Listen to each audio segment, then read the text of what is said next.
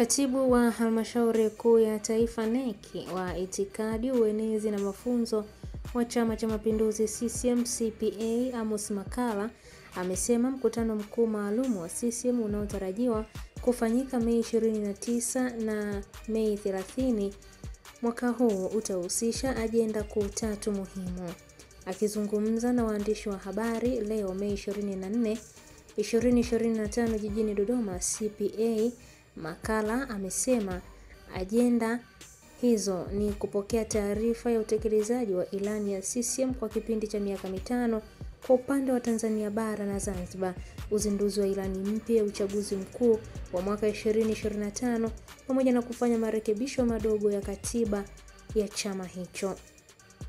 Aidha, CPA Makalla amesema kuwa siku moja kabla ya mkutano huo, yaani Mei 28, kutakuwa na tukio la uwekaji wa jiwe la msingi kwa ajili ya jengo jipya la makao makuu ya CCM.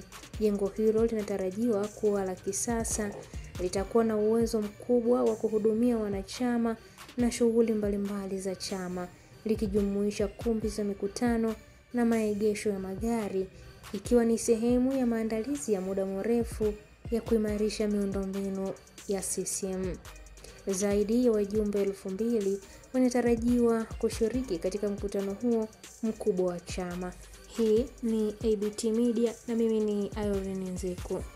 Kwamba ajenda za mkutano mkuu huu maalum kubwa ni 3.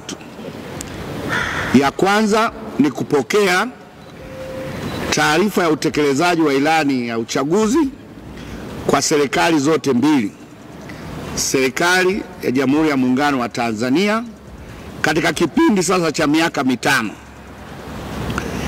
na taarifa nyingine ni ya serikali ya Zanzibar. Kwa hiyo tutapokea taarifa za miaka 5 za utekelezaji wa ilani za serikali zote mbili. Ajenda ya pili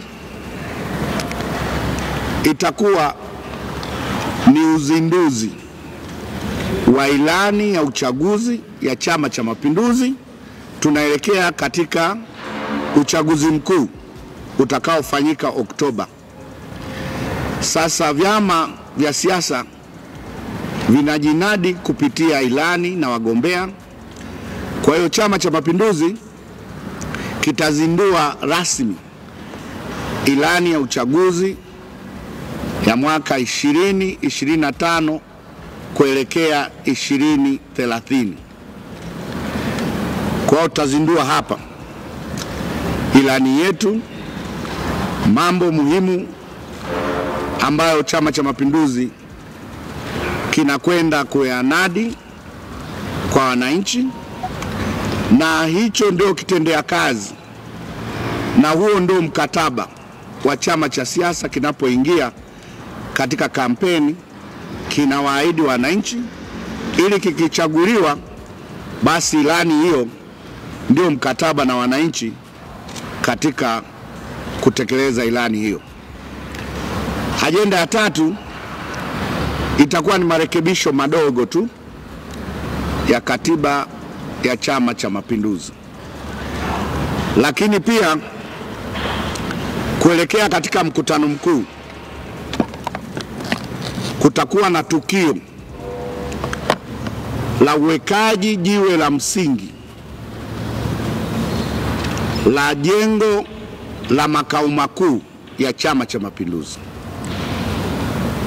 Tukio hilo litafanyika tarehe 28, siku hiyo ambayo kutakuwa na halmashauri kuu ya taifa.